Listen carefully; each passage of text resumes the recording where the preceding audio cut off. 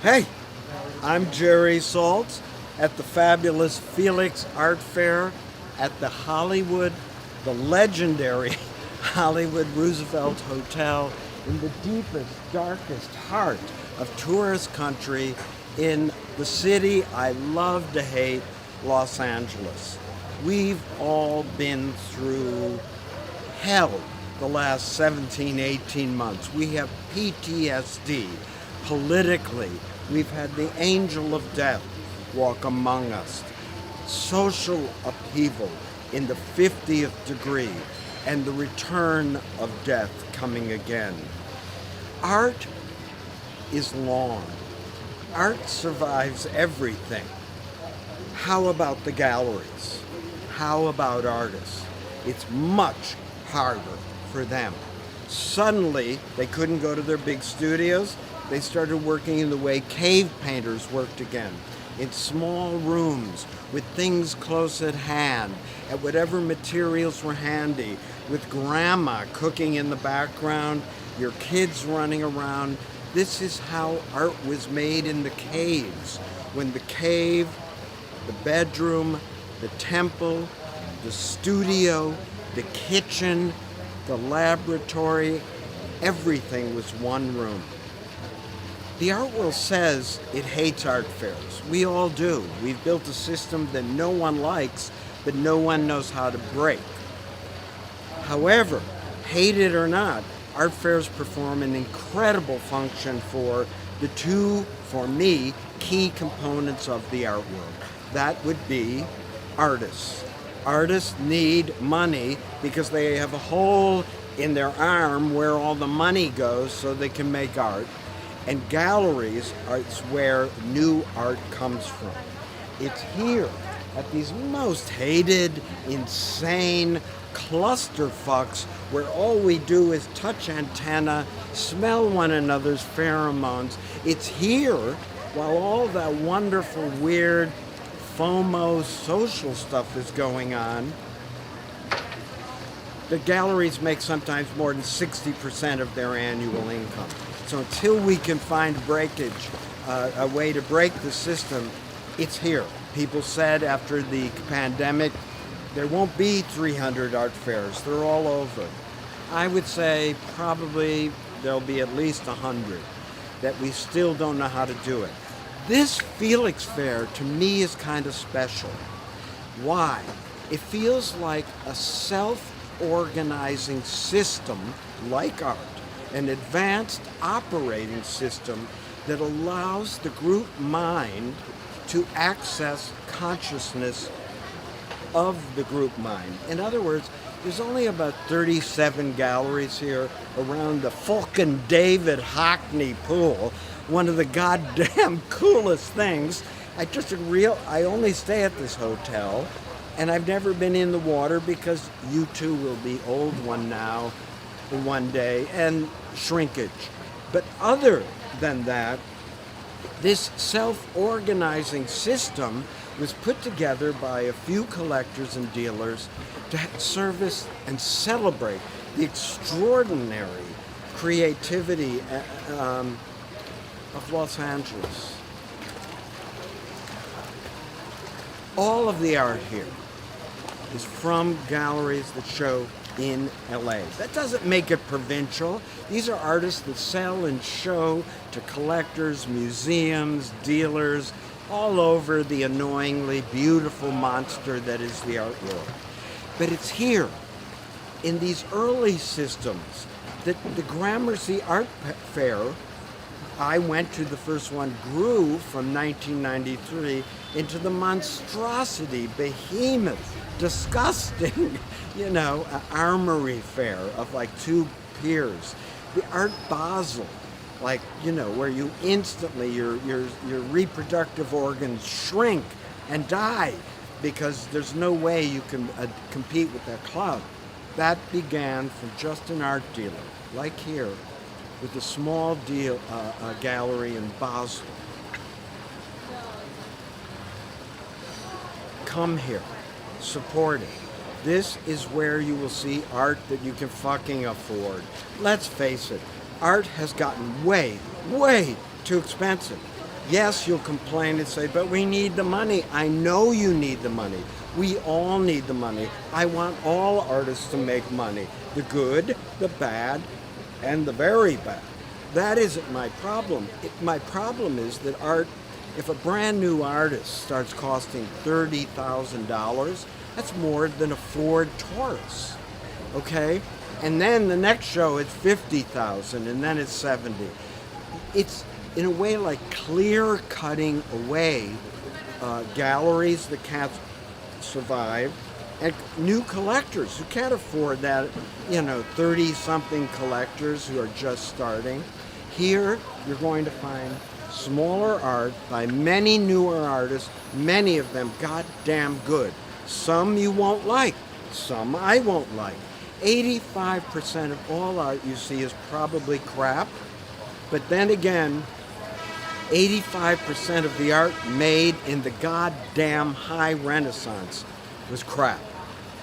We just never see it. So what I want you to do, if you watch it, and please watch and share, whatever that's called, be open. Look at everything.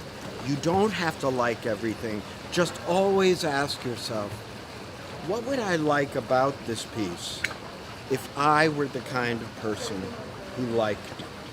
Okay? Don't get judgy until after the idiot video and I've made an ass of myself.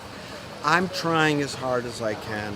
I want you and me to be as radically vulnerable as possible.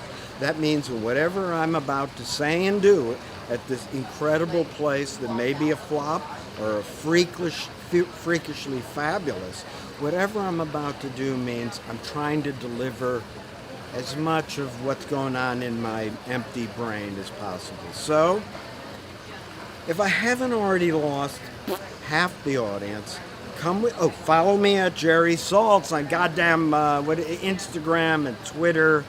I don't know how to get into my Facebook anymore, and that's just for Trump people. And follow me, join me now on this tour. Bear with me, because it could be weird in there, and there'll be collectors, and dealers will start you'll see dealers trying to make deals. It's going to be cool. You'll see dealers doing their spiel. Well, this is the latest artist.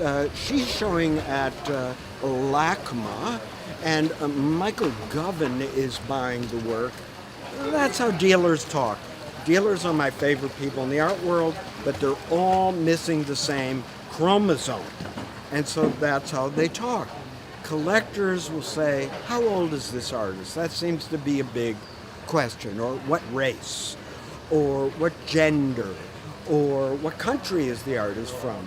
All these things are part of the gigantic ball of wax that is the art world. Just stay open. Don't let me bore you too much. And please join me. And if I have moobs, it's because I had a lot of muffins this morning.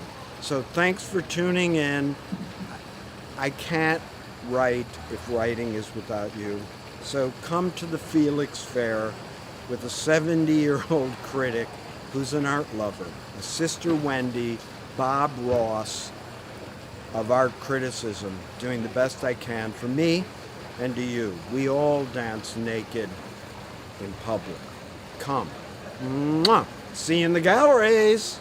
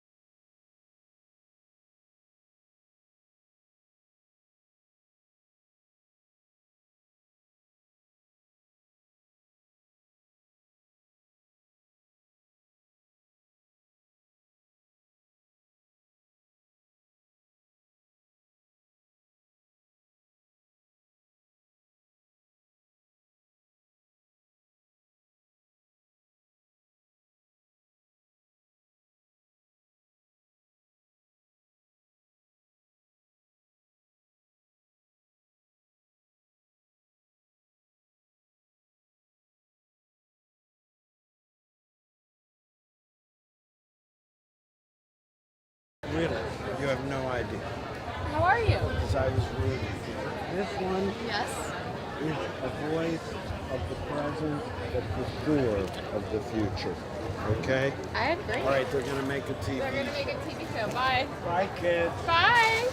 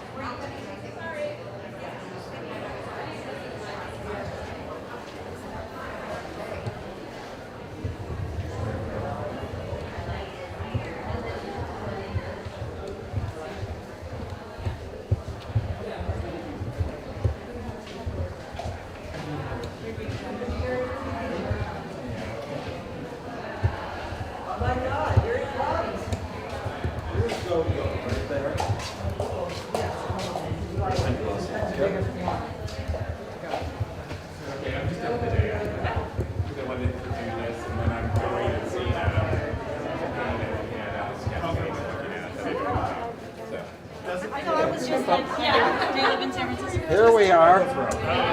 Huh? The mega of all megas. The Death Star itself, Larry Gagosian. I've never missed a show there. You know, I wanted to give you space. Yeah, Jerry. Oh, those camera. Hey, nice to see you. Yes, yes.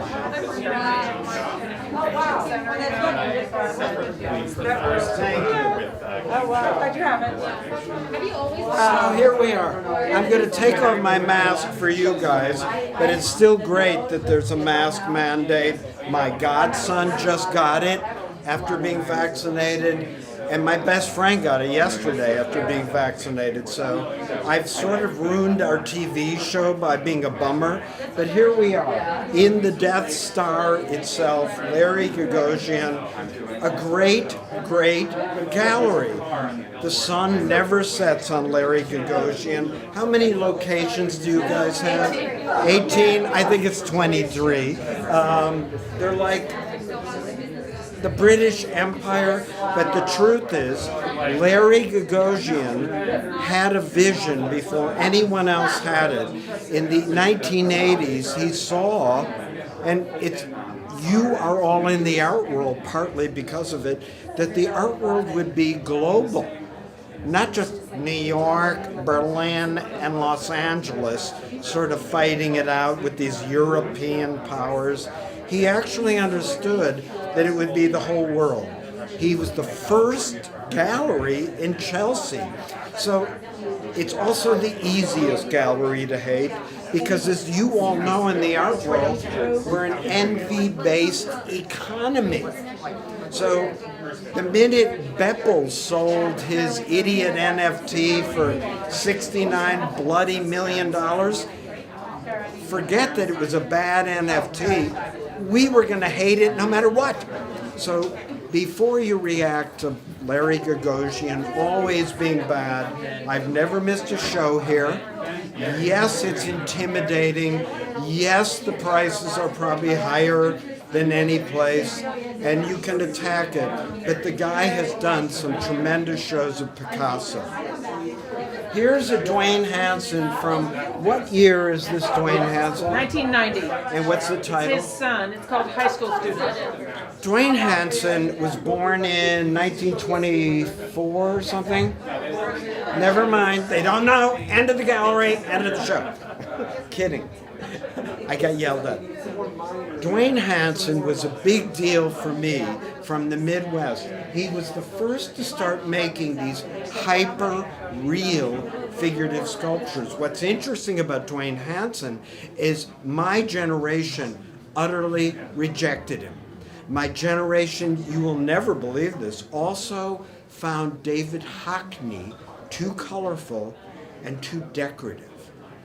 Art changes. Proust talks about this in the last book of Remembrance of Things Past, that You come back to the salons when you're old, and you see that new generations like you, and you completely redefine and rebuild art history, and you rebuild the city.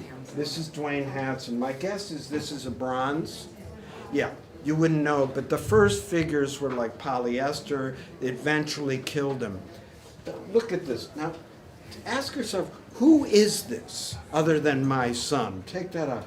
What part of America, anybody want to guess?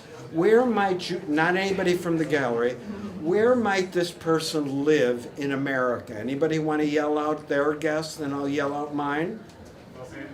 Los Angeles? Venice Beach. Venice Beach? LA people, they love everything about LA. I don't see him stylish, fit, and with charisma enough to be LA, nor fucked up enough to be LA, like on the wrong side of the law. I see this as the heart of all weird things in America, Florida. I see this between Miami and Jacksonville. Who is this? This is the male that's good looking that doesn't know that. Men don't know that. It's only when we're very old that we look in the mirror and go, we could have scored constantly and we never did. It's also, don't forget, if you have sons, anybody here have sons at all? You have 3 sons. At a certain age, males just kind of collapse and go inside. Do your sons still talk to you? Yes. They better. Yes. So this is that kind of sculpture, but he was rejected because it seemed too popular. Again, here we are in Larry Gagosian, where the idea that the world could be covered in art has to do with being popular. Let's go in the bedroom. The great thing about hotel fairs, the way I grew up with them, and then they grew into the monstrosities on the piers and in tents, was that dealers would clear out on their own hotel rooms, often unannounced, right? And take out everything. Now, at an art fair, you can get really, really annoyed and bored because everything's kind of small. Oh, they want me off the bed. Don't touch the art. No, kidding. Everything has to be small enough to fit through the door, light enough to carry in, and get the hell out of here. Art galleries take an enormous risk. Forget about Larry Gagosian, it's not a risk. When they pay out all this money, that they may take a bad bet and not sell anything. This is Sterling Ruby, who I know I had him as a student at the Chicago Art Institute like 40 years ago. And here he is just making a kind of quilt of many colors, applique, sewing, fabric, this. He just wants to decorate everything, okay? There's art in the bathroom. I'm not going to take you in there. If you want to go, you can go a little, but there's nothing to see here. Of course, they put the one nude in the bathroom. So let's keep going. You see around you, not in this room so much, there's people around. Here, let's turn the camera on. That's a famous art critic right there from LA. Mask off. Oh wait, I'm allowed. You're allowed. What's your name? I'm Jeff. Huh? Jeff. Jeff, what do you do? He can't say what he does. No, I'm a musician. Many trades. Yeah, I'm a musician. You're not Jack Antonoff, are you? I'm not even Jack anything. I'm Jeff. The first person I talked to, total bad for the camera. You got to tell me first when I'm on. He's still doing it. And both of you work at Gagosian Gallery. What's your name? Deborah McLeod. Olga Rosa. Olga. And you work at Gagosian LA.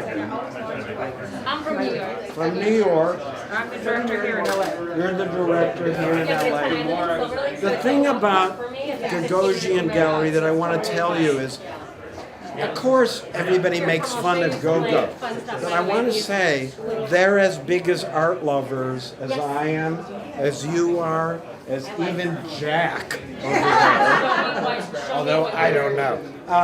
Show me which one. And nobody is more abused in galleries than the young women who sit behind the desk at Gagosian. Isn't that true? And mostly because of people like you, who we have to chase down and tell you what not to do. You're terrible on camera. It's just insane. But isn't that true?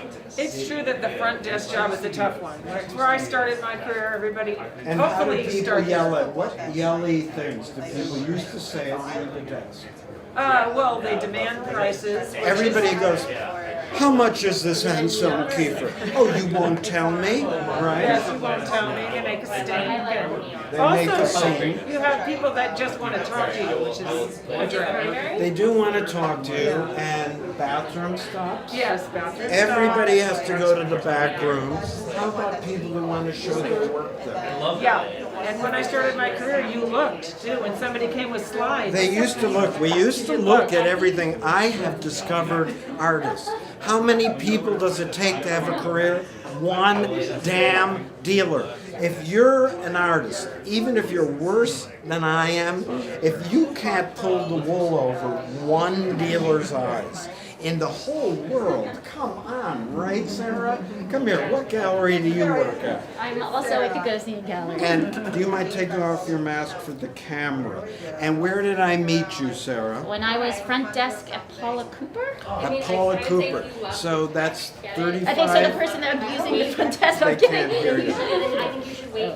How long have you? That was in '92. Okay, and that was in New York, and you were in the front lines, and then Absolutely. you went to Germany or something? No, then I went down the street. I went to Deitch Projects with Jeffrey. So she's worked at all different levels, and what do you think the difference is at a mega gallery and, say, Paula Cooper? Who Paula Well, I would Cooper's say like? big Paula Cooper is also among the Yeah, mega that's killers. not So fair. maybe we would I would say, I mean, obviously, Take off your mask just for the camera.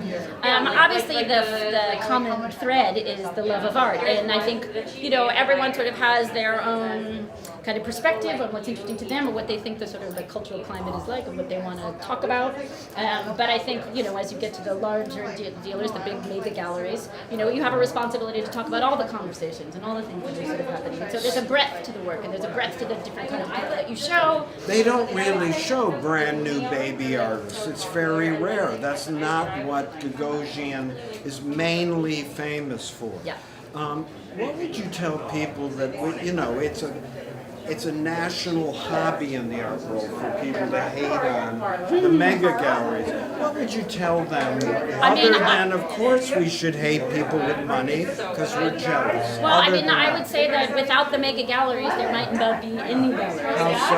Well, I That's think controversial. I know, I understand that. I think also I come from a particular perspective where I've worked at all different galleries, and I was at Gagosian. I came back to Gagosian. And why are these then essential to the infrastructure you're Art saying? fairs, you're saying? No, mega. Mega galleries? I mean, because we sort of keep the market moving and the trickle down. I mean, I think that, also, when the young artists and the, need to a place to go, when they're starting their careers going, then they have to have be, sort of led through the system into, a larger place that can accommodate them and help them with their careers. And frankly, I think that there's a lot more sort of dialogue between the galleries now that there's ever been. I don't feel like that the big galleries are isolated from the younger galleries. I think that there is a different conversation happening.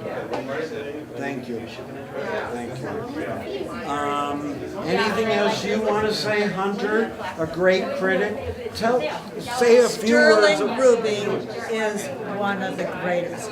He Well, is the bomb. That's the guy You I got a was on picture the bed, on the bed? and then Olga yelled at me, and they emailed. It's unbelievable. Frankly, I like that Sterling Ruby bed. I would lie down upon it as well. That's it. Tell what books, what did you write a book on? I wrote about LA art in the 60s, LA art in the 60s? Rebels in Paradise, What's that? LA art in the 60s. What other books? Georgia O'Keeffe. George O'Keeffe, Bloom. Philip Yep. Bloom. Yep. George O'Keeffe, Full Bloom is my book on George O'Keeffe, and many other LA artists you So know. you see people, just because they're old or blonde or something, don't hate us for that. Not old, blind, I said old, not blind. blind, oh, blonde. Blonde, yes. Give not me blind. one of these. Blonde, not blind. Thank you. Yeah, so basically it's the same price Thank you, as Gagosian. This is a sterling ruby ashtray. Let's take it. the owner of it is. Where's the owner? Have it. It's yours? It's mine. Damn it! I wanted this. Next time. It's got fantastic. Why did you like it? Really? I love the one. I love Sterling's ashtrays. I've been looking at them for I feel like a couple years now, and I thought the color and the size on this really is what I was looking for. I'll tell you in an what I ashtray. like. What's your name? Ben. What do you do? I have a clothing business. Clothing business. See, all around you, there's people that aren't like you, and so stay open. What I love is in ceramics for the last, say, 5,000 years, we've gotten more and more sort of refined, special, functional, pretty. Look at this. I'm going to pick it up. Very thick, very heavy. Not really an ashtray, it's both functional and not. It has a kind of pleasure to hold a physicality. My favorite thing about it is kind of like it was just made. The desperation to kind of go, put it together, move it out. Do you want to complain that it didn't take long enough? Go ahead, I don't care. It means nothing to me. Is your art better because it took 6 years to make or only 6 weeks? Do you know that the entire ring cycle was written, well, never mind, I got that figure wrong. Oh, Frankenstein was written in 5 hours. So get to work, you big babies. Good purchase. Thank you. And if you don't want it, send it to me. Yes, sir. Yes.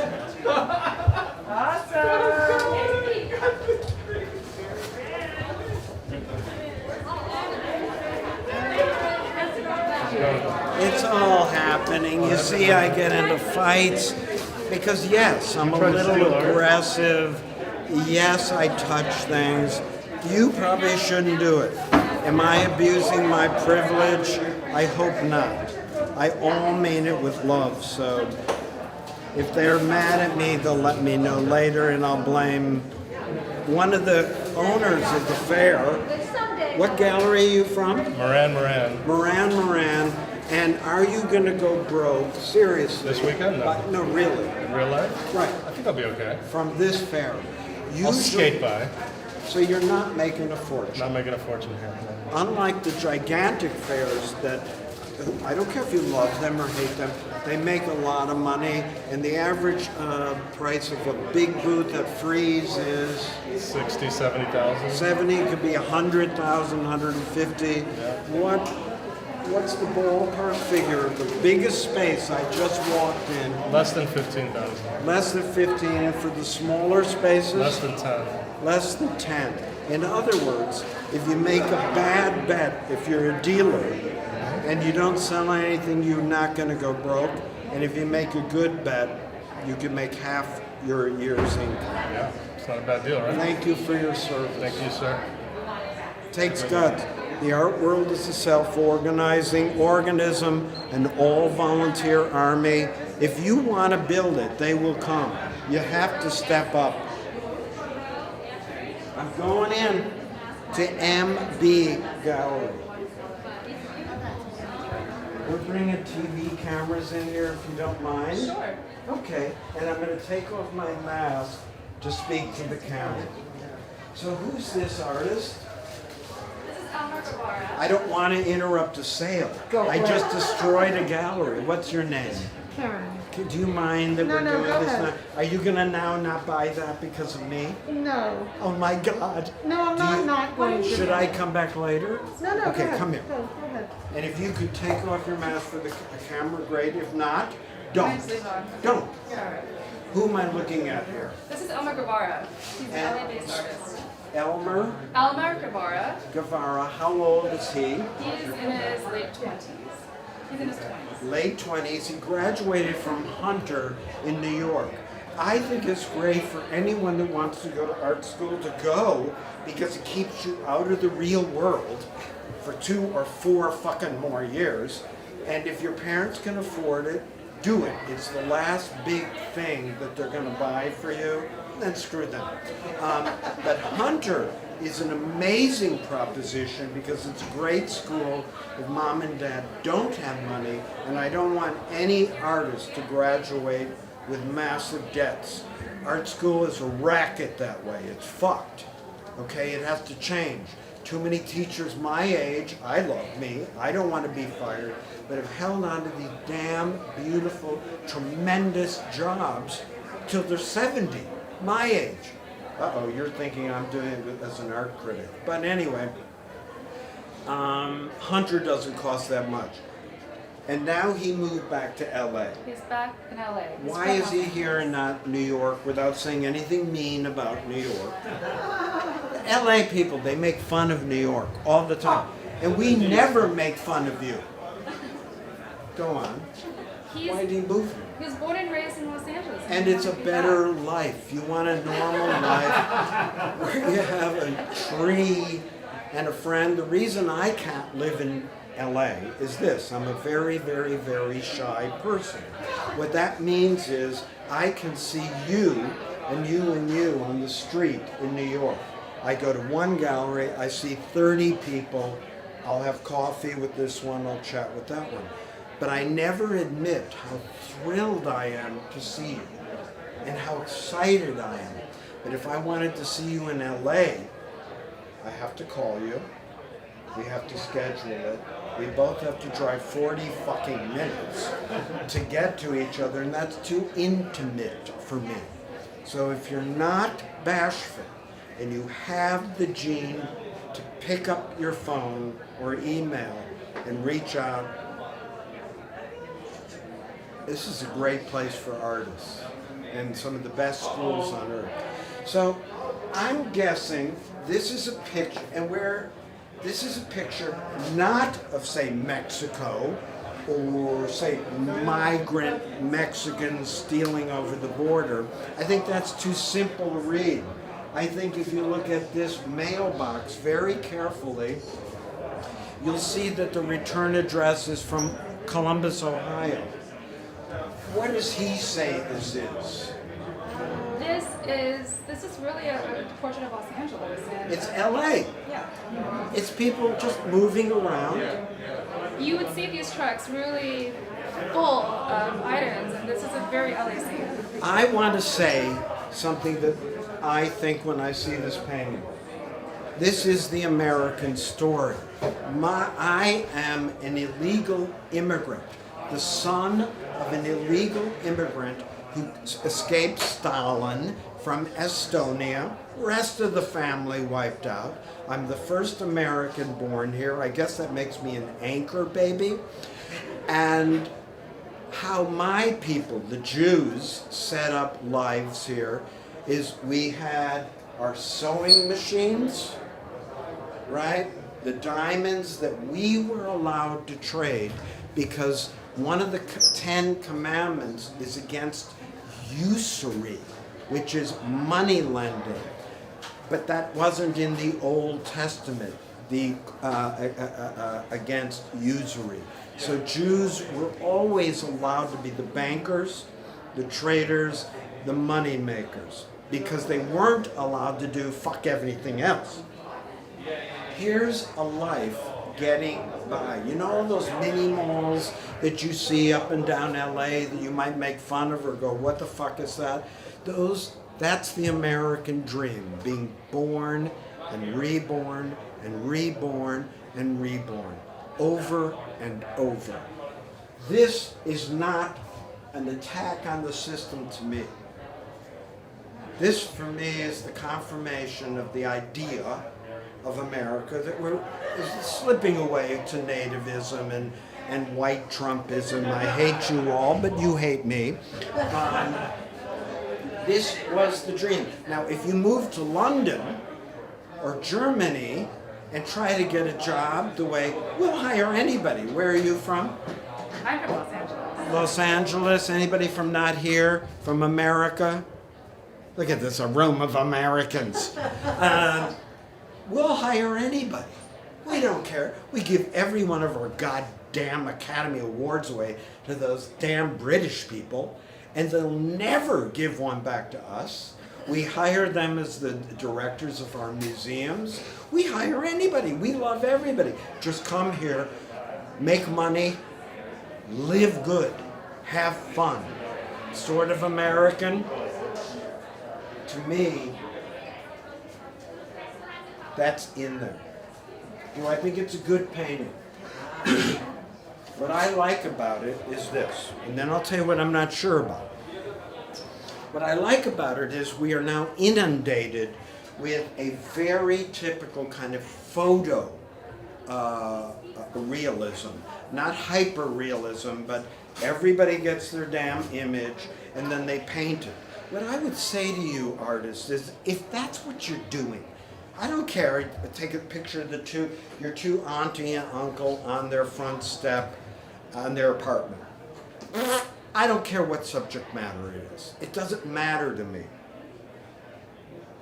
But then 99% of those artists painted exactly like the photograph. So the first thing you see is the 35 millimeters camera's idea of the world.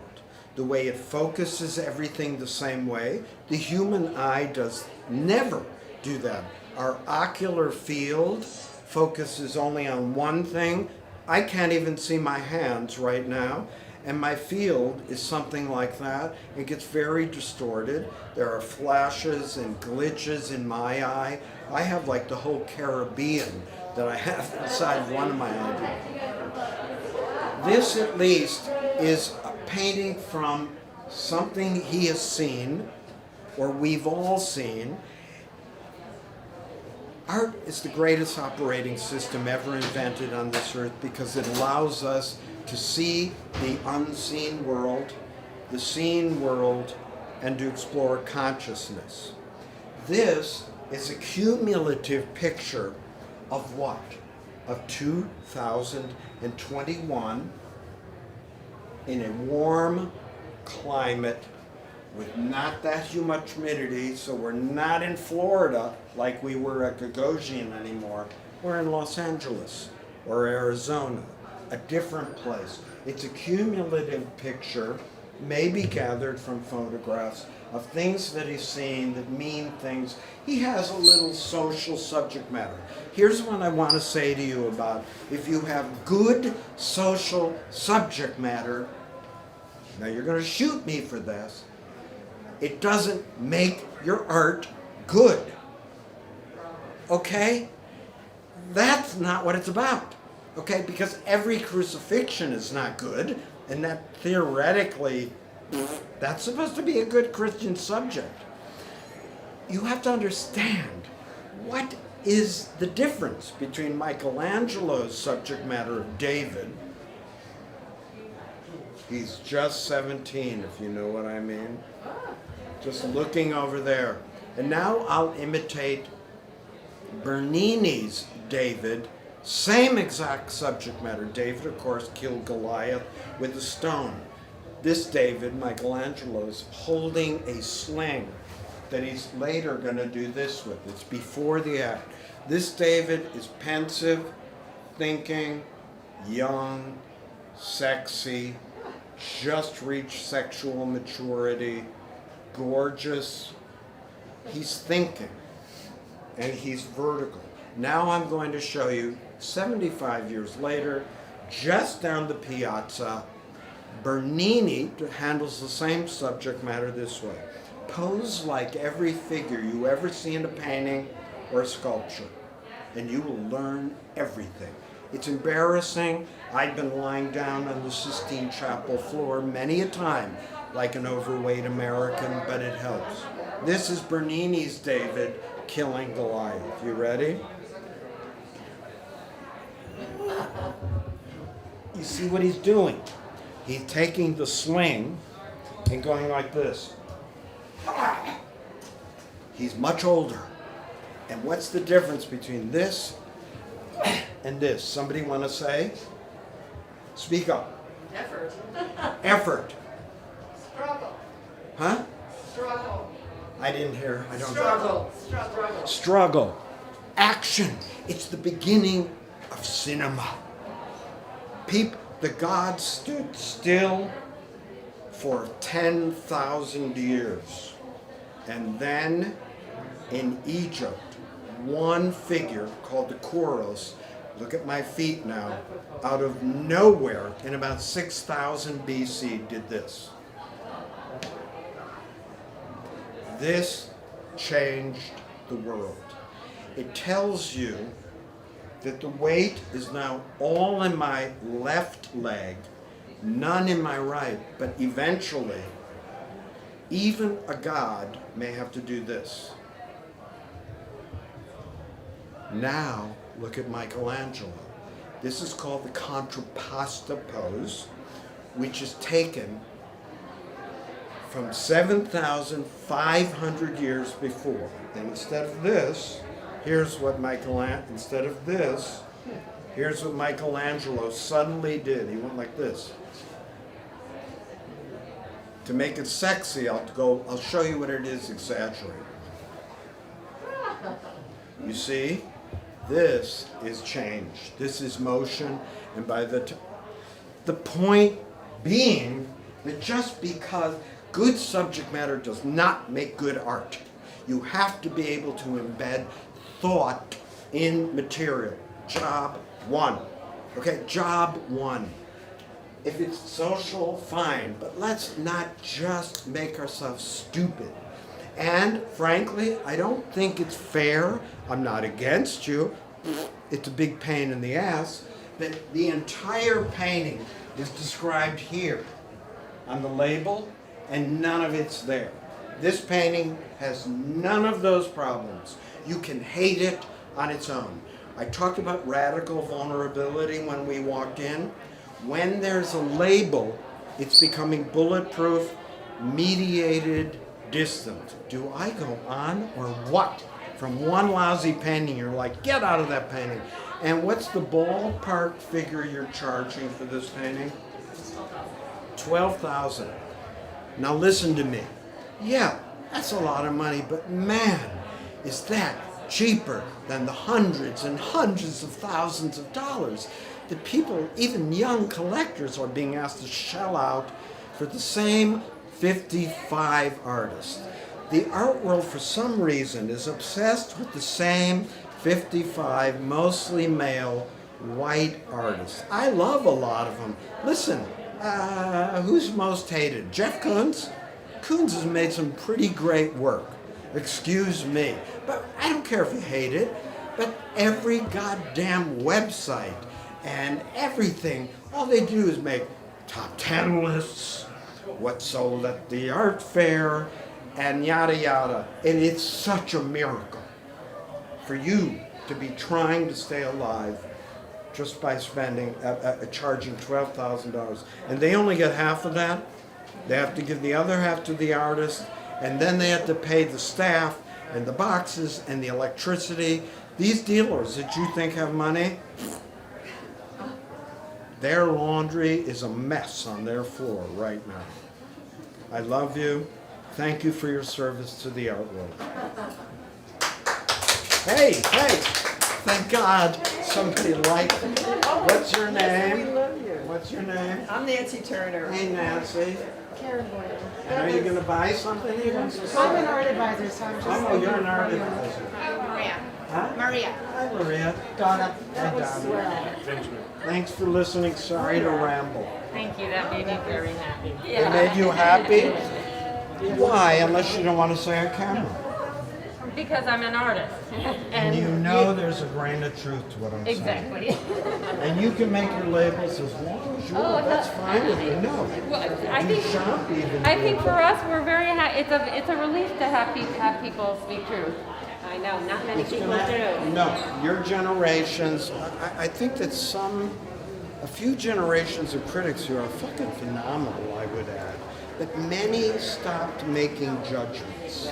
Every show is good. There's no risk. Or, There's no risk. There's no risk. It's too safe to do that. well, it is as a critic to say everything is good. Or if they don't like something, they'll go, the whole thing is a description. The last word is, this problematizes. To And me, I when always you- go, what the fuck is problematized? What does When you that say mean? when you make it bulletproof, it just kills it.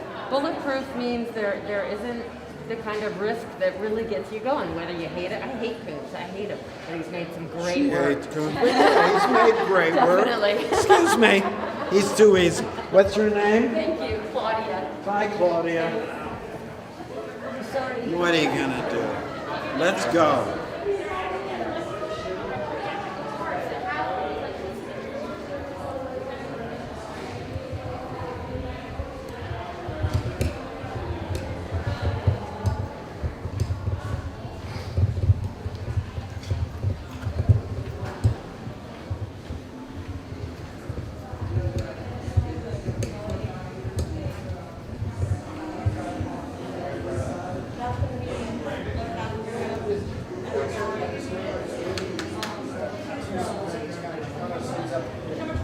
Varnishing paintings, it's in the manner of Caravaggio. They're really exciting and young artists. Jerry, you have to each one. Wait. The artist over there. This I like Patrick Martinez too, the neon sign outside. People How are are you? really excited. Can I video introduce over you? Can I introduce Yeah, you? sure. Come here. You're about to be Can you take off your mask? I will if you want. Just for the camera. A great New York guy I met the same way you see me meeting everybody. Just say hello. We're all art lover losers. What's your name? Will? Will, and how did we meet? Do you remember? I do. I don't. I think we remember. met looking at a Gursky show maybe At at Gagosian. Yes. See? And we started speaking our truths, stupid or not, to one another, and the bullshit thing dropped. Yeah. And we never forgot that. No. And tell them what you do now, for real. I opened the art gallery during COVID, and It's this big. It's half the size of this It's room. small, but we're showing young artists that's never shown, had a show in New York before. What's it called? ATM Gallery on Henry Street. ATM. He partners with the former ATM owner, but that's different. Yes. On what street? Henry Street. Henry, way under the bridge in New York. Thank God somebody's still open in New York. And is it hard for a dealer to survive these days during COVID or not? We have a lower overhead, and the I guess the price of the paintings are cheaper, which I believe Like should be because these kids are coming out of school. They should not be at $30,000 within the next first year. You know, we should be at like 5,000 or sub 5,000 for these young kids. I think. Now you're a young artist. What's your name? Danny Cancino. Danny? Yes. And where do you live? I live I'm from Montebello, California. East I hate LA. everybody from California because their lives are so good, don't you? And do you mind, I know you know each other, what Will just said, that he doesn't want your art to be too expensive. Oh, I mean, I think that's fair. That's absolutely. I just graduated from USC's MFA program. I understand USC, pretty cool, by the way. Go on. But I understand that it's it's a matter of like earning your way through this industry. Like it's the same thing in the tattoo industry. Then that's where I'm from. So. Are you a tattooist or something? Oh yeah, I'm a tattooist and a painter. Okay. I was attracted to your work. This seems to me kind of cinematic. I want to tell you first impressions. Sure. Have you ever seen, now she probably doesn't give a shit about the stuff I'm going to ask. There's a Baroque artist who basically invented Baroque painting named Michelangelo Caravaggio. Oh, yeah. Tammy's hero. That's my hero. Who said that? Charlie James. Charlie's always yammering. It's insane. No, I love the dealer. Yeah. And it's an almost impossible artist to confront. And the mark of, remember what I showed you all about Bernini doing this? It's really Caravaggio that invented the movies. Yeah. Specific lighting. That's the first darkness that comes into painting that by the time you get to Rembrandt reaches Shakespearean levels that make it so difficult to look at art that you often look at Rembrandt and you think, it's kind of brown. I understand that reaction. This is where that began. So you're taking the kind of Caravaggio-esque super bam, close-up. Tarantino's in there, but there's no dialogue. I'm going to tell you what I think the subject matter is. Sure. And then I want to ask you about it. Absolutely. It seems to be a woman having a tattoo on her neck, where you seem to have one, and two men over her. She seems not scared, not sexualized, because for my generation, women with tattoos, it was right away, you know, like this stuff. And all that's sexy, that's what all of this is about. Pleasure is one of the most important forms of all knowledge. We've painted our bodies before we painted the walls, for God's sake. Neanderthal, there's a lot of evidence on the skin of Neanderthal that they painted themselves. You had to make the pigment, find the pigment, put the pigment on. What's the title of this painting? First name again? Mi Familia is the title. Me, and what does that mean? My family? My family. See, Americans. We're multilingual. And where's your family from? My family, my personal family, is from Montebello, East LA. East LA. See, this is Americans. I'm embarrassing myself. And why are you, and who is that? That's myself. That's me. That's and me. Why did you want to paint this painting? This is my mentor at a tattoo shop, Big Cities. And this is my coworker, Kai. And this is him tattoo blessing me with the tattoo that I have on my neck here. The And throat what tattoo. is it? It's a paloma, it's a dove on my throat. You know, as an older guy, it kind of scares me. It intimidates me. It racializes you. You know, fucked up, right? That's America. Oh, that's bad. You know all of that. Oh, yeah, absolutely. Why make it a painting? I was interested in bringing tattooing into the fine art realm via the vehicle that I was formerly trained in. I was formerly trained in classical painting. Caravaggio is a hero of mine. Who knows this shit? Yeah. And tattooing is deemed as a degenerate art. You know, I mean, it is far more accepted now, but it's still degenerate, and especially the Chicano style black and gray that I tattoo. Here's what she just says, so damn true that I hate to admit it. I got in my ass in so much trouble for saying the most, and I still think I'm right, so I'm ready to get in trouble. I said that 90% of all graffiti is generic. However, that's the same percent of art. 90% of most of the art you're going to see in any gallery is generic. I've often said about tattoos, 90% of it is pretty generic. Do you think there's a grain of truth to that, or are you offended? No, I'm not offended because I think that it has to do with tradition and culture and the passing on of like this rite of passage. I think that this tattooing by my mentor represents like the earning of this tattoo through my mentorship. So what she's saying is it's more like country and western. It's a genre, and genres are kingdoms, castles, cathedrals that have structures, and you want to crawl inside them. Good luck, kid. Thank you. She could be good. I might let my hand show a little more, but old people are like this. Let's have a break at the pool. Now you can't get to the pool. We're on duty. Thanks, Jerry. Leslie. Okay, you have.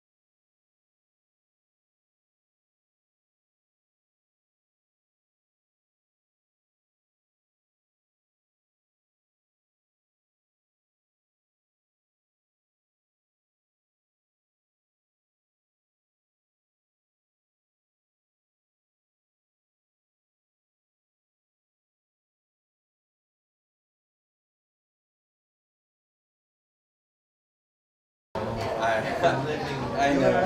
You had no real lockdown. Yes, death was here. You were out every night. Your Instagram keeps me sane. Me too.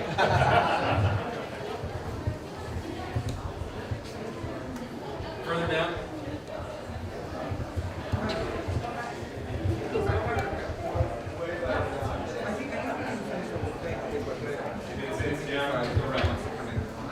Yeah, that's really hard. Yeah.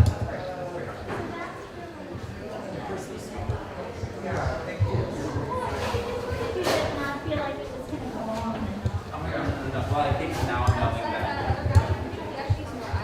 Okay, yeah. Joel's on. He was down there. All the way down past the exit sign, Jared. Let's see what's in here. This is a big gallery, a great gallery. It's safe. Hi, how are you? Where's David Kordansky? Well, I don't know. He's a maniac. I never see him. He's not even here. So, who works here? Nobody even works here. Right here. I can't see you. You're backlit. Who are you? I'm Kurt. I'm not shaking hands yet for some reason. And because I'm on camera, Yes. I'm not wearing a mask, and I apologize. I hope you could take off yours for the camera, but do not if you're not comfortable. I'm comfortable. What's your name? Kurt. Kurt Mueller. And what's your job here? I'm one of the directors of the gallery. So, David Kordansky Gallery. Big ass gallery. I knew him when he was like young. He started, I said, you're going to be a big, terrible dealer. Because he was so obnoxious. And he's, is that David? No. No, he's not here. He's not even here. He's the loveliest person.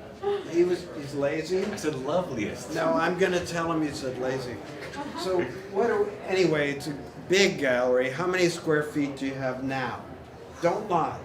Well, we have a space in Los Angeles, and the property is 33,000 square feet. But that's not, that's outdoor space too. Okay. And then we're expanding to New York. Yay. Yeah. A ballpark figure where? I can't say it. Dealers, they're all missing the same chromosome. It's fine with me because its space is precious everywhere, especially in New York, and they can't say. I understand. Will it be big or small? Medium. Medium. Medium. Good. Yeah. I'm glad that you're going to be there. Okay. We're glad to be in your neighborhood. All right. So they started small, nothing gallery, a crappy art fairs just like this. This is where I met David Kordansky. And then he became a god of the sun.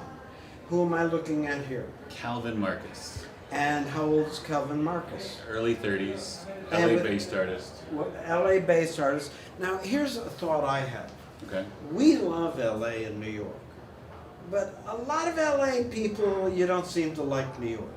Oh no, we love New York. That's why we're coming to New York. I mean, we love LA the most. But you can't be, I think it doesn't behoove a scene. It's good to boost your own scene and your own artist and to celebrate yourself. But then you can't just be a booster. If you're an art critic, this happens a lot in this town. Not all the time, but it has happened where if the art is from LA, it's good. If it's from New York, it's bad.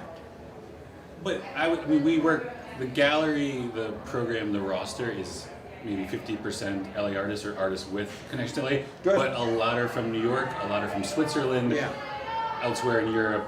So we've grown beyond, like I think the gallery started very focused on LA artists that Dave went to school with and that was at Cal really Arts. great. But it's definitely grown to have a global embrace and perspective. I just think that we all do each other a disservice when we say New York is just about money and the trading floor. The truth is, he sells to the same galleries, dealers, collectors, museums, works with the same curators as galleries do in Berlin, Shanghai, Sydney, New York. It's a global system. Entirely. That's all. Yeah. That's the only real difference anymore. And why do you like this art without giving me any spiel? Just why do you happen to like it a little bit? No, go. It's immersive. Do you work here? You want to jump in? You know, I like cartoons. He's scared. It's on the one hand incredibly fantastical and hallucinatory, but also, so there's this total vision to it, but it's executed with this precision. I mean, both in terms of the flow of the watercolor, but then these hyper detailed. Okay, great. Okay. I don't disagree with what he's saying. Forget value judgment. Remember what I said at the beginning of this. So this is that world that, how did you all become artists? Well, one of the ways you became an artist, listening to me, is that morning or afternoon when you were very young alone and you were lying on the floor and you looked at the ceiling and you pretended the ceiling was the floor. You've had that moment. We've all had it. And a world forms. Or another morning when you're very young and the dust motes float past in a beam of sun. And you understand this microscopic urge. What was the camera invented for? I think it was invented to see what we wanted to see and could not see. Sex. See if we lived in a universe peopled by unknown gods, or a universe with no gods, and then to see the microscopic world. This is one of those artists like Richard Dadd, was a 19th century English artist who painted little fairies jumping around. So to make this short, this guy's really in there with a one-hair goddamn brush, and he's a fussy, but as Kurt, close, said, he's not afraid to paint. Okay, it's not annoying fussyism because he's still open. I wish there were a little more surface to it or something. The cropping seems a little off, but pretty great to, like, if you're into that world. I guess I'm interested in that part of the painting, you know, when that happens. I was in my hotel room upstairs, and suddenly I didn't know there was one of those super magnifying mirrors next to the bathroom, and there was this huge hair growing out of it. And I thought, well, I'm old, but I also got into that. So let's see what they have in the other room. Is it a one-person show? Yes, it's all. And okay, we'll look at them and then leave. There's paintings, but there's also these ceramic pots. Okay, never mind. Oh yeah, good. He's got to do more goddamn pots. Start fucking around with the pots. Tell him to play with the pots. Go after Sterling Ruby and play. He's still pretty fussy, but it's good. They get weirder and more grotesque. And they're kind of weird and grotesque, but he hasn't gone there yet. And what's the ball part? That's kind of great.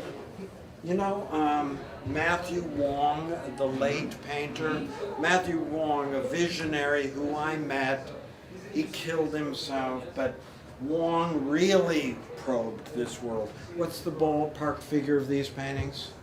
50 to 70,000. 50 to 50 to 70,000. How old is 65 he? actually. Early 30s. Early 30s. This is not negative, what I'm about to say, or a put on. For me, that seems high, but people buy his work. It's in very high demand. Great. I have no problem, because again, the artist only gets half of that, the gallery gets half, and they have to somehow survive. I'm okay with that, but you do have 30-year-old artists making medium money like that. Nothing bad. As I said at the beginning, we are an envy-based economy, so everybody listening to this at home is all huffy. Just give it a break. We all want to have some money. Like I said, I want good artists to make money, the good, the bad, and the very bad. Thanks a lot. Thank you, Jay. I really appreciate your honesty. Yeah. And I apologize. I appreciate your honesty. Thanks. Can I ask what this is for? Oh, this is Dee Valentine as organized. This is going a live feed. I forgot to tell him. On YouTube. Okay. Okay, you want to cut anything? No, it's No. Is there anything to cut, Michelle? There's, I don't think so. no, it's fine. Thank and I'm you. proud of you Lovely. guys. Thank you for your My Thank pleasure. you for your kind What's your words. name? Michelle. Thank you. Thanks, Jerry.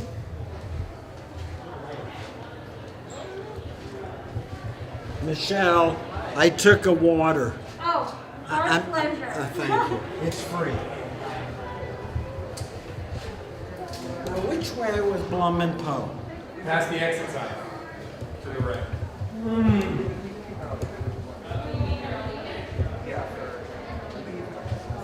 Let's go to Robert's project. That's how you go to art fairs. That's how you go to museums.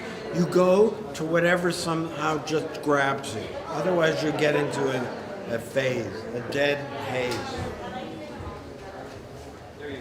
My name is Jerry Saltz. I'm an art critic, and we're doing a live feed here. And Now, my two favorite books are How to Be Rich. do you mind taking off your mask, or would you Absolutely rather don't, Jerry. not?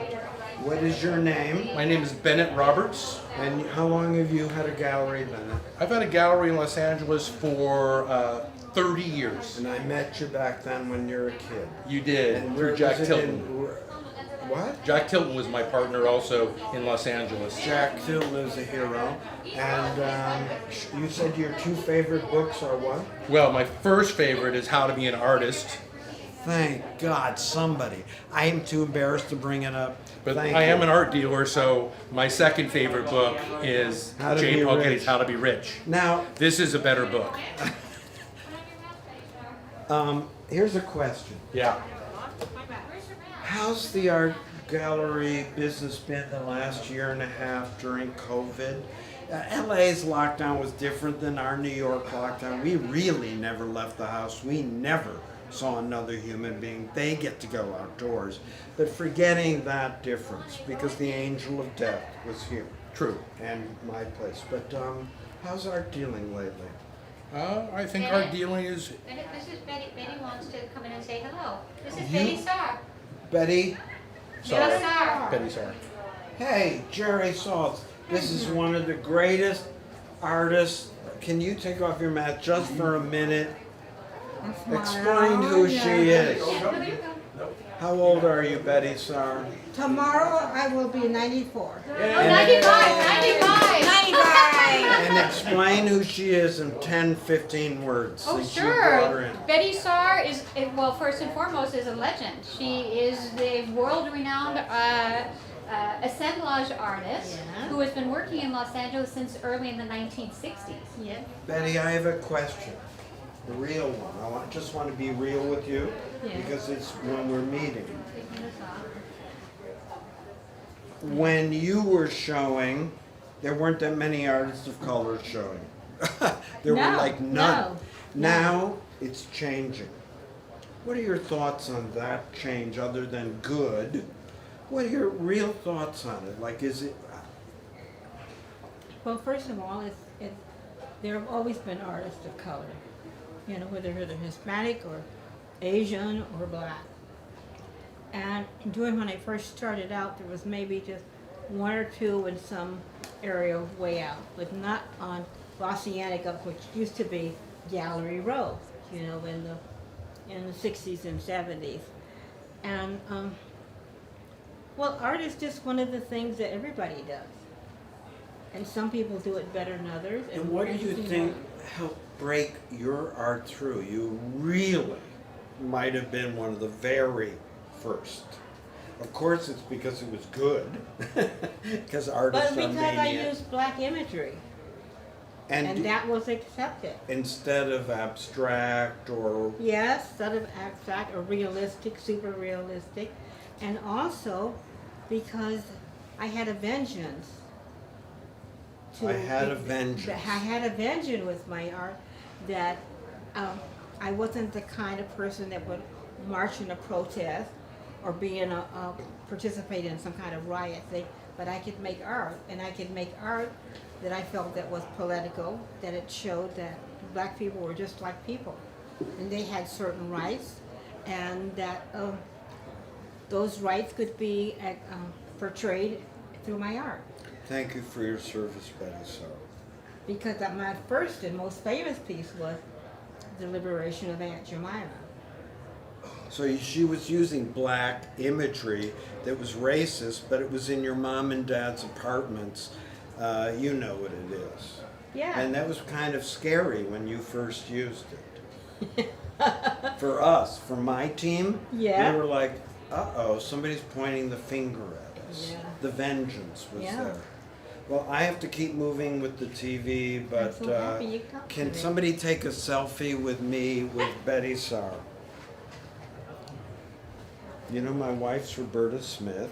Was she mean to you, or did she like you? No. Yeah. Was she mean? Yeah. I don't think so. Okay, I took 20. There you go. Say, Thank tell her you. hello. Should I finish the question or no about LA art? How it was during the time? You don't Very quickly, No, because it's okay. a miracle happened in your gallery. Where's my mask? I'm going to talk to the dealer. Here, can we just I just want her. This is Jerry's book. It's a very important book. It's called How to Be an Artist. So I just want Betty like the holding covers. I like this the book. Is design. very well. The book is very good. Also, I bought 20 copies and gave it to people. Now I gotta go. Okay. How's LA art dealing going? Very well, and we had a lockdown also, of course, but most of it we did online, and we did reach out, and so we have Dominic Chambers and a lot of Lenz Gerk and artists who are really interesting. Betty, that's a new That's Betty a new watercolor. Betty that Betty She did finished. during COVID of her Black Doll collection. Aunt Jemima is still being that girl. I'm gonna send you one of these. Thank you, thank you, thank you. Sorry to talk and run. It's live TV. Me? Yeah. No, still vaccinated. It's still one of those great things that happens in the art world, where if you show up, things will happen. I'm so bashful I can almost never show up. I walked into the gallery, I wasn't sure I was walking in, and that's what happened. A 94-year-old artist. Look her up, Betty Sar. I think it's S-A-A-R.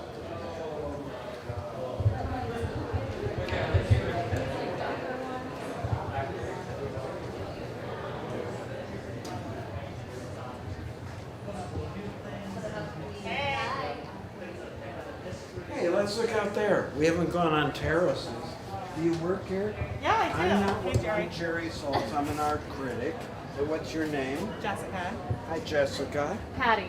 And do you guys work at the gallery? Yes. And we're on a Dean Valentine's done a live TV thing for Felix. Cool. Do you mind that we're talking? Let's talk. Who the heck made that? That's Dave Muller. Dave Muller. Muller is like, I'm gonna sit. Well, can I sit on this? Yeah, you can sit. Take a load off. Enjoy Taking a yourself. load off. So, Dave Muller is now about how old? He's in his late 40s. Late 40s. Mid 40s, I'll call it. Man, he's been around a long time. He's Kid got been lucky. around. And his art has always been charting, making pieces about this thing that you are doing right now in your studio. You have a stupid song on Spotify on repeat. A song so embarrassing that you won't even admit it now. Like, what do you have on repeat in the last week? I really don't want to admit it. See, you better. You have to admit it. All right, I got some Little Nas X going. That's not A little what? Lil Nas X. I don't even know. That's not bad at all. That's not embarrassing at No, all. she's lying. You know and how about you? No, I'm not. Tell I wish I the was. she lied. Tell the embarrassing repeat song you've got going. I listen to a lot of Tupac. That's like more embarrassing. You guys, you're not being radically vulnerable. You want You to ready? see my Spotify? But you didn't name anything embarrassing. But the point is, I had Enya. That's embarrassing. That's true. Thanks for being vulnerable. Only here. time? Just go away. What's he making there? Talk about it. Yeah, so this is a painting on just a plywood, and he's painting from the original source material, so you get that kind of wear and tear of the record itself, this interest in the materiality, the object. He's painting the original. You can go back to the work and see there he's painting like the original price tags and hype stickers, and then he's kind of like so excited by it, he's like filling in the whole of the record with other records. So you have. It's confusing, but it's kind of alive. And I don't know about generations after me, but just seeing that yellow and orange pattern on a 45 on a record was pretty astounding. So it can. Usually, I hate nostalgia. This is nostalgic, but not nostalgia art, because he's made it alive again. He's kind of painting it. All the bruises and the bumps, I don't even know what this is. He loves to have fun with it, and he has a good sense of humor, but there is a real honesty in his love of these things. And what's the ballpark figure, unless you don't want to say? I have no problem saying it's $35,000. And he's been around a long time. So we just saw an artist that was 30 years old. It just showed up making 35. Gee, so jealous. I didn't say it. And here's an artist in his 40s. He's been around 30 years. Yeah, No. he's been working since the early 2000s. Early 2000s. I do bad math. And Late 90s he came out of Cal Arts. And good for him. Mike Kelly's studio. Hate you for being able to live in LA. I'm jealous. Let's go in this other room. What gallery are we in? Blum and Poe? Yes. Okay. Hey, nobody's going to tell me what I'm looking at? Come here. Jesus, they're so tired. Would you come in here and tell us what we're looking at? We're live. They're out here smoking.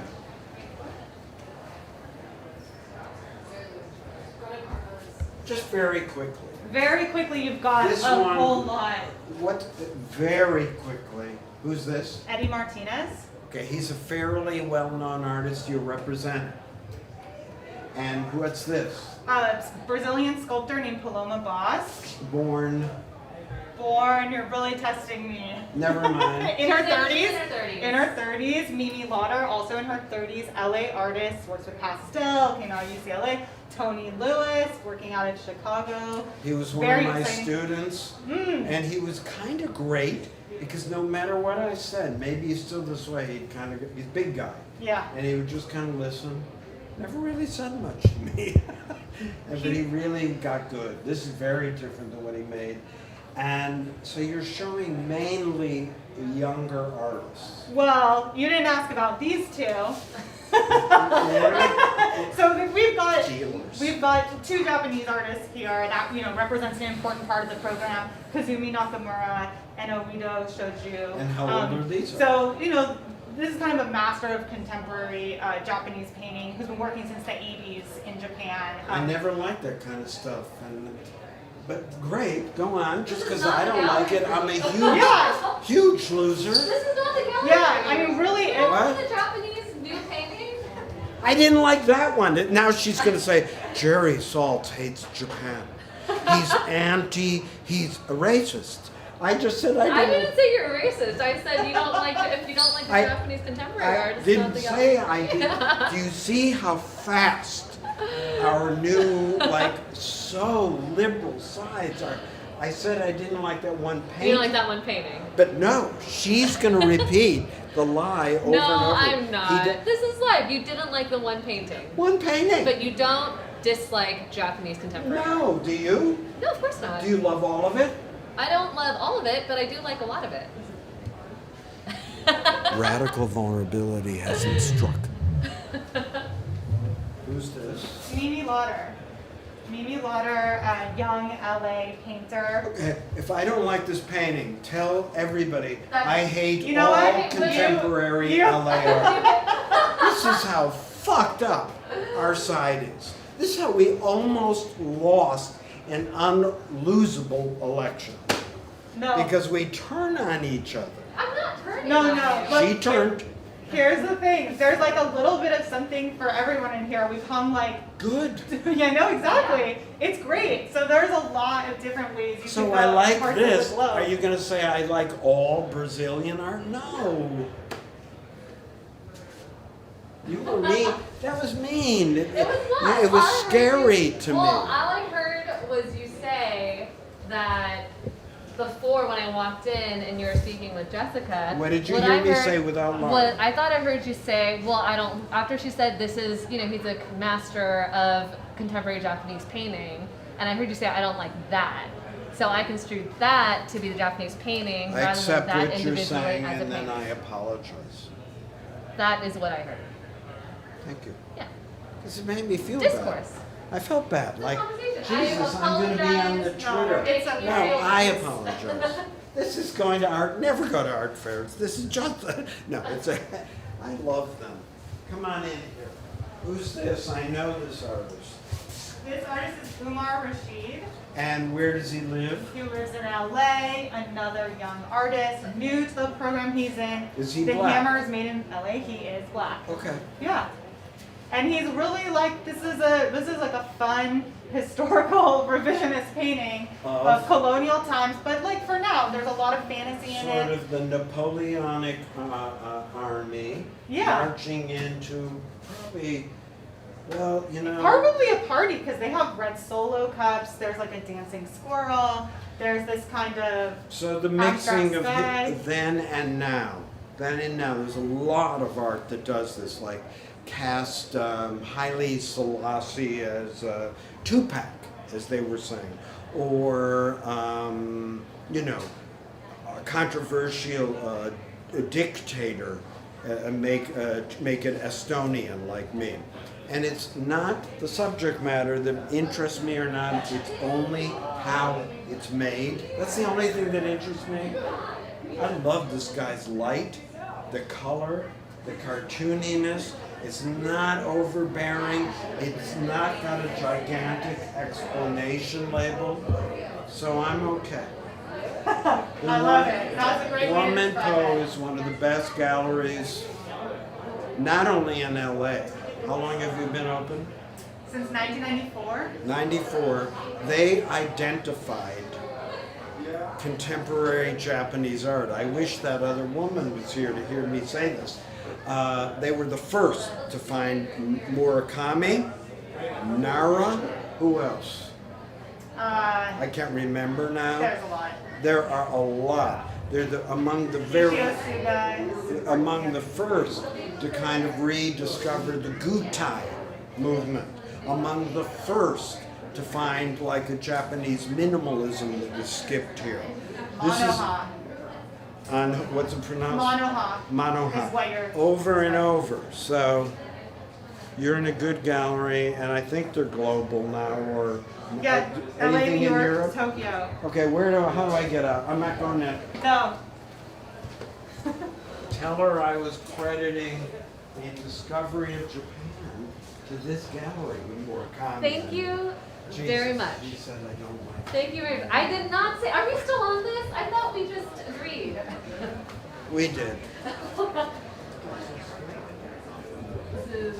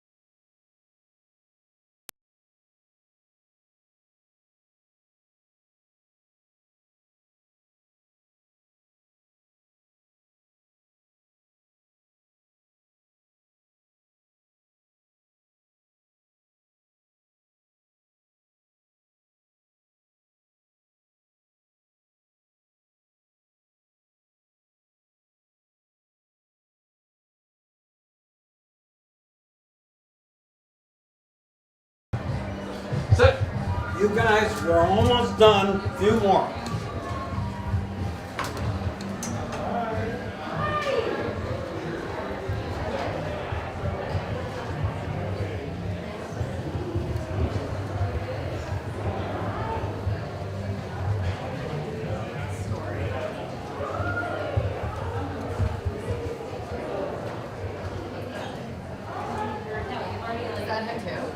At the end on the right.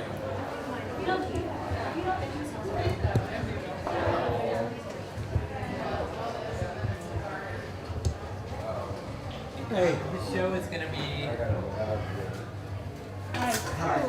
My name is Jerry Saltz. I'm an art critic, and we're doing, you do, thank God. Yes. We're doing a live TV thing. You're welcome to be in it, but that's why I don't have a mask on. You're So I'm good. sorry I'm not offending you. Okay. And who am I talking to? I'm Ben Lee Ritchie Handler. I am the director. I tried to shake his elbow and he missed it. Did you go like this? You're the director? I only shake my butt because it's the... Okay. What is it? The Felix Art Festival. I'm very interested in this work. I happened to see it earlier. I've heard this artist's name. You've heard it, but can you pronounce it? Again, everybody is turning me into a racist. Why don't you pronounce it, Mr. Smarty Pants? It's a mouthful. Simpiwe will admit it. His name is Simpiwe Nzube. And not one of you heard that. And yet here it is. Simpiwe Nzube. He has a solo exhibition at the Denver Art Museum up right now. Really? Yes. And is it traveling anywhere? No. It's oops, sorry. Him and me were just not hitting it off. Maybe him. But yeah, it's... Can I look at the paintings? Thank you. Okay. Yeah. But How old is he? He's a baby. He's 30 years old. 30. Lives where? He lives in Los Angeles by way of Cape Town, South Africa, where he moved. He moved here officially, I think, 6 years ago. And where did he go to art school? He went to Michaelis School of Art. And, That's not a famous art school. Where is it? It actually is the best art school in all of Africa. It's in Cape Town, South Africa. I am a racist.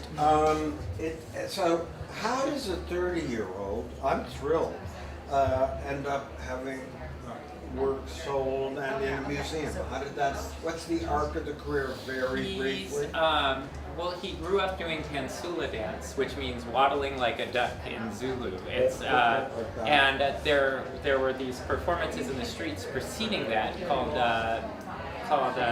what's it? It means dandy. It's swankas. So there were. So he started with dance. Yeah. And how did he start painting? Well, it gets to that. So he was very well versed in performance, and in South Africa, if you're painting, it's a very solitary experience, and everybody's living in each other's back pockets there, and so you look like an asshole if you're doing a paintbrush. So everybody does dance and performance and these social movements. And so when he went to art school, he would have people photograph him doing these dances and cultural These are environments. self-portraits. And not quite. I'm getting there. We're getting there. The live and so then he started sculpting the figure. Yeah. And then, but he's very known for having canvases with clothing, like with these sculptural figures actually jumping off of them. And so these are very unique to him because he didn't have faces to begin with. And now we've got these characters which will populate his show that's going to open the gallery in New York. I like this work. How is he making the image? By inventing these costumes? They're all, well, it's funny because they're all based on memory and people that he's encountered. Thank you. Start to look there. Good. You're welcome. What I'm loving about the work, okay? I love you. Am I getting it? Where am I going? What happened? This work looks too much like Eric Fischl to me. He's a painter that was very well known in the 1980s. What's this artist's name? Larry Madrigal. See, he knows how to do it, that guy. And what do you think makes this painting different than the Eric Fischl paintings? No, don't ask him. Ben has more art history Oh, knowledge than Jesus I do. fucking God. What makes them different then? I don't know. This is I don't know.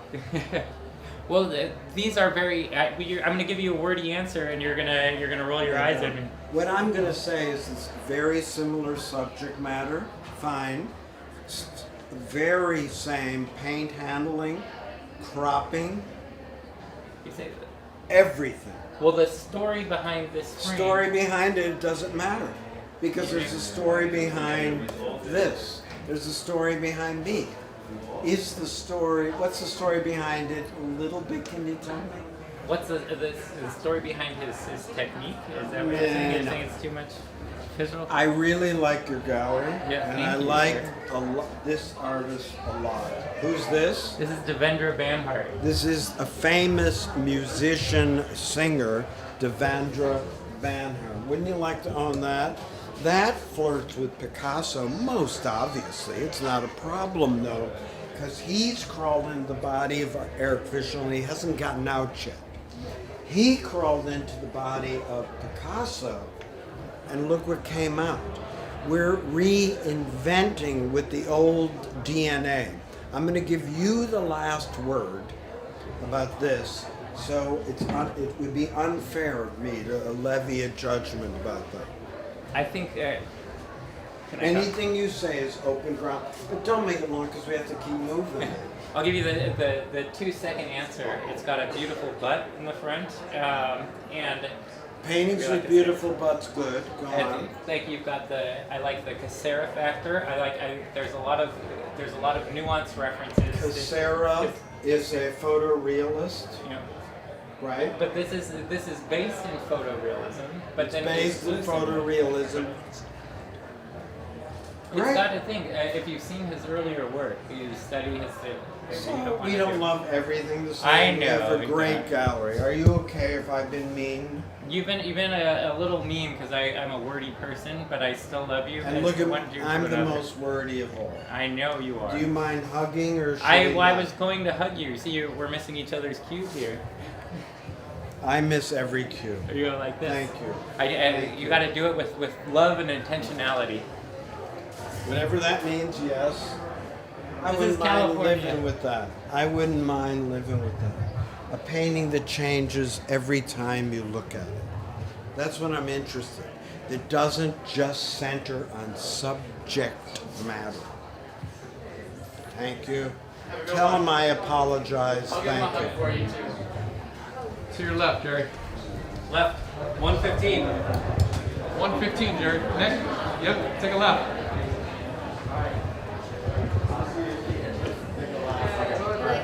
Yeah, good to see you too. You go. Hey, my name's Jerry Saltz. I'm an art critic, and we're doing a live TV show thing. That's why I don't have my mask. Do you mind taking off yours? No. I just talked to you a few minutes ago, didn't I? Yes, I believe it was me. Yes. It was you. Yes. I'm really interested in this artist. Her name is Al Friedman. What gallery are we in? Rice Bench. Rice Bench. And where are you located in LA? Los Angeles. Where in LA? In Atwater. Atwater. New Yorkers don't know what that is. Where that is approximately Silver Lake. Wow. Cool. Cool. I know that's cool. This is made. There he goes. He left. This is made. No, go, wander out. This is LA, and they're very relaxed. I love this about them. Okay. It's made out of fabric, carefully. You could take the cigarette. I know people do that. And a lot of people will look at this and go, yeah, a big, soft cigarette pack or whatever, exactly like Klaus Oldenburg. But here's the thing. In the last stop, we talked briefly about younger artists. Here's what I want you to do when your teachers say to you, well, it's been done before. I want you to be very nice to them, but in your mind, take a samurai sword and go like this. Wah, wah, wah, wah. You must make it again. You must make it 10,000 times. The last guy that I said, his work look like the painter Eric Fischl. He needs only to do it 10,000 more times. It's not a big deal. You can crawl inside the body of any artist and make it new. That's all I want to say. Okay? They're out there smoking, taking edibles. It's kind of fantastic here. Okay. And I'm out of here. Awesome.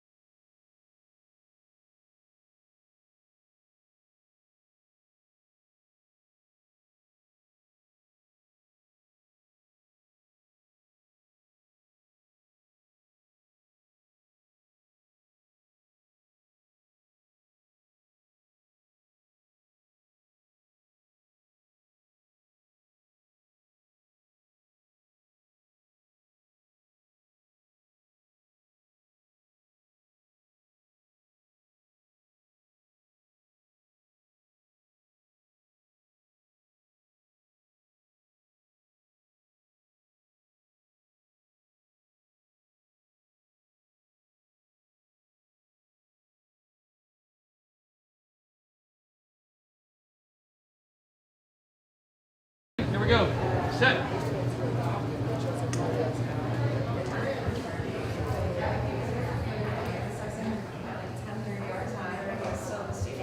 So, thanks for bearing with me all this time. It's like an art fair, isn't it? You get fucking exhausted and you're sort of turned on, then you go into like art blindness. You don't know what you're saying. I want to apologize first for, I always deteriorate at the end of these things. I try. And I got snappish, and if I was mean, I'm sorry. So we'll do one more wrap up because I like this gallery. This is the gallerist. We met him earlier if you were watching. Brief moments. What's your name?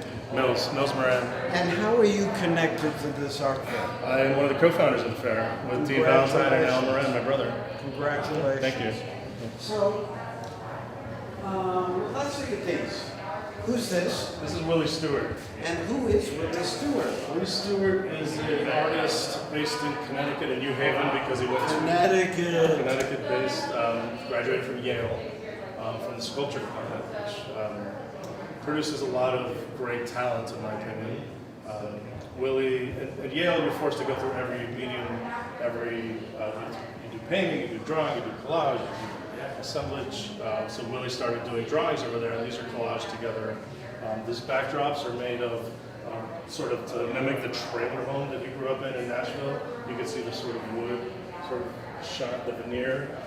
So a lot of the paintings have a similar approach.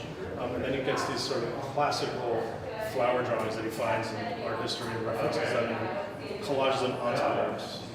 I'm interested in artists that mix up sort of mediums, that they're not just the watercolorist or the macrameist. And it's interesting if you look at this triptych, it's also, I guess, like Leonardo da Vinci, where it's one table. You see the one horizontal. He's both using Asian perspective, which is absolutely flat, and Western perspective, which only the West became interested in from 1414 in Florence to about 1840, and then it shattered.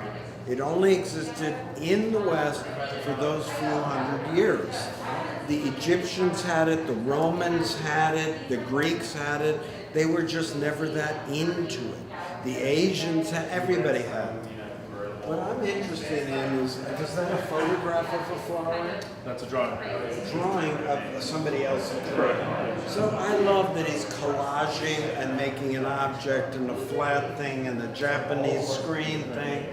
I wish I could see more surface. Does he make other things with more surface? Yeah, they're more sort of more two-dimensional objects, but they're more wall-relief style paintings. More wall-relief style paintings. I think that would be great because for me, minor thing, and this is a problem at all art fairs, because everything has to be small, portable, framed, usually under glass. And a lot of art for me under glass is a mausoleum. It begins to die. I cannot I can't commune with the surface. Sure. And who's this? This is David Benjamin Sherry. Now, he was a pretty well-known photographer at Yale. How old is David Benjamin Sherry? How old? Yeah. He's in his 40s, early 40s. It's bad to ask. I should have asked that every person. He's been working for about 15 years, post-college. And he was pretty successful. As a photographer, yeah, landscape photographer. Yeah, and he was in like the New York Times. New York, yeah, the Whitney Biennial. So he's been in all the right shows. But now he's suddenly done something that I want you all to understand.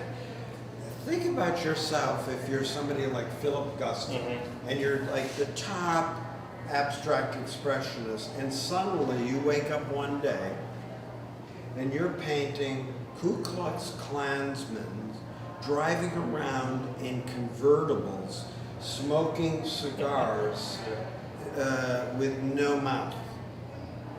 Not knowing the impact it'll have 30 years later. And the horror that brings to you. You know you're now an outcast. You will be exiled from whatever idiot movement or gallery or anything you're in. They're going to go, you betrayed the cause. You always have to channel your inner Guston. If you feel a need to jump out of your lane, jump the fuck out. Now he's making paintings. Now for me, they remind me of older 90s color field abstraction. What attracted you to this painting? So there is a direct lineage to David's work. David's work with photograms. So David's been a master in the darkroom, and that's where he gets these saturated colors that essentially look photoshopped, or colors you can only get in the digital space, and he's getting those in the darkroom. So David's photograms was really what led to this next phase, and then being home during COVID as well. Not being able to travel as much gave him a different perspective on what he could do. And earlier in our thing, I was talking about how COVID, a lot of artists found things around them and just started working in slightly or significantly different ways. And he's one of those artists. Which is interesting too, because David's art was to go out into national parks and shoot, which is outdoors. But he's still, but he was still able to just focus on what he had in front of him. That's what the best artists do, right? They focus on what's right in front of them. Now, a couple more things, then you guys are safe. You're not going to guess who this is, but this gallery represents the estate in Los Angeles of Robert Mapplethorpe, who also followed his own drummer. This is called Horse. Yep. And around when is it made? This is 1982. And how come I don't know it, and why did you choose to bring it here? It was in one of our shows. The animal images are not the most well-known Robert Mapplethorpe images, as you know, but there is something in the neighborhood of 2,400 images in the estate. So it's always interesting to dig deep into what's available in the archives that hasn't been seen before. Well, I haven't seen that. You haven't seen it? The estate actually does a great job of releasing certain works and holding certain works back, and then trying to do shows that focus on certain elements of the estate. So this horse was shot in Connecticut, one of your favorite states. Robert went out to visit some friends. He learned to ride the horse and ended up photographing the horse that weekend on site in situ. So not a studio shot, which is also very strange for Robert. He did most of his work in the studio in a very controlled environment. You know, this is interesting. He said a little thing that means a lot. You said he went out there, wanted to shoot it, and he learned to ride. I'm going to drop a name.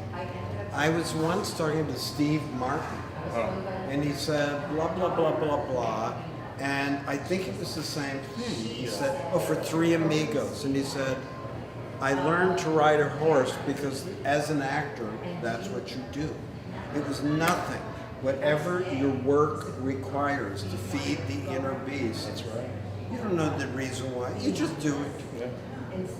And It'd be great. that's the story behind it. Did someone try to buy it? It's still available.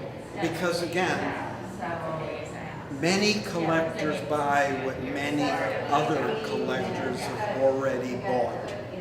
That is a self-replicating organism that happens at the very top of the food chain. So Part of our job is to show collectors different parts of the practice that aren't as well known. And this is one example, so you bring it to an art fair. Again, we do it at Felix because it's easier. And it's cheaper than bringing it to Art Basel. Which we love, Art Basel. How much does it cost, ballpark, for a booth at Basel? You don't want to say, 'cause it's horrifying. You could go anywhere from 60,000 to, I've heard, $500,000, I guess? I don't know. I'm not in the $500,000 range. I'm more in the 60 range. You're a good guy. And I'm going to just, because we've talked a long time, this is one of the founders and runners of Felix. We just walked through this fair, me blasting everything that passed through my mind and crossed my eyes. And I'm really grateful to all of you for listening, bearing with me, and I hope that you show up in the after times, which are coming soon, if the Republicans don't kill us all and get this started again, to drive Biden's numbers down and make sure the schools don't open and make sure the mask mandates get fucked up and stop women from coming back into the workforce. If all that doesn't happen, God bless you all for getting through. Going to galleries is a really safe thing to do. It's usually not a lot of people there, and it's a controlled environment. So And go visit the gallery exhibitions. That's what we want. They need people, the galleries need you right now. Wouldn't you even start saying hi to people these days? And one of the thing about galleries, they're all free. Okay? It's a great deal. It's a great deal. Yeah, this is a free concert, kids. Artists want eyeballs. Artists want eyeballs on their work. Thank you for your service. Thank you. Thank you all for joining me. I'm going to walk out. Thank you. Bye. Thank you. Good.